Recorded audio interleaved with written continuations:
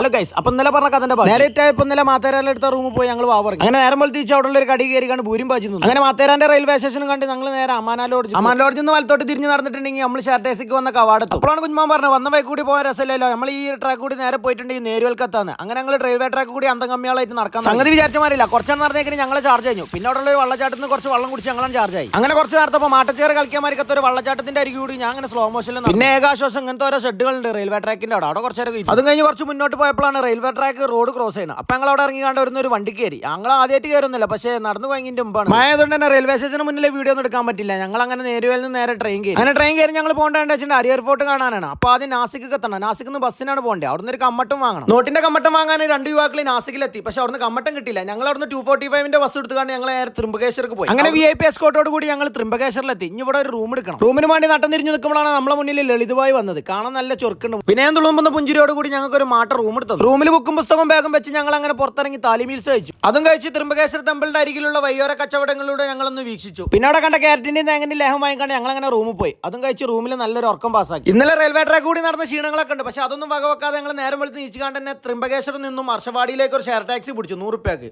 ഗ്രാമങ്ങളിലൂടെ അർഷവാടിയിലേക്കുള്ള യാത്ര അതിമനോഹരം. അർഷവാടി വരെ ഡീസൽ പവറിൽ പോകുള്ളൂ. പിന്നെ അവിടെ നിന്നാണ് മാൻ പവറിൽ വേണം അരിയർ ഫോർട്ടിൽ എത്താൻ. അരിയർ ഫോർട്ട് കയറണമെങ്കിൽ ഇവിടെ തന്നെ ഒരാൾക്ക് 30 രൂപ ടിക്കറ്റ് എടുക്കണം. അങ്ങനെ ടിക്കറ്റ് എടുത്ത് കുഞ്ഞുമോ നല്ല വീഡിയോ എടുക്കണം. ടിക്കറ്റ് എടുത്ത് മുന്നോട്ട് പോയപ്പോഴാണ് ഞങ്ങൾ ആ കാഴ്ച കണ്ടത്. മഞ്ഞിന്റെ അടിയിൽ ഒളിച്ചിക്കണം അരിയർ ഫോർട്ടിന്റെ കോട്ട. അങ്ങനെ അരിയർ ഫോർട്ടിന്റെ വാതിൽ കത്തണമെന്നുണ്ടെങ്കിൽ ഈ കുന്നുമലയും കയറിയിട്ട് പോകണം. അപ്പോൾ ബാക്കി നാളെ പറഞ്ഞുതരാം. Okay, bye bye.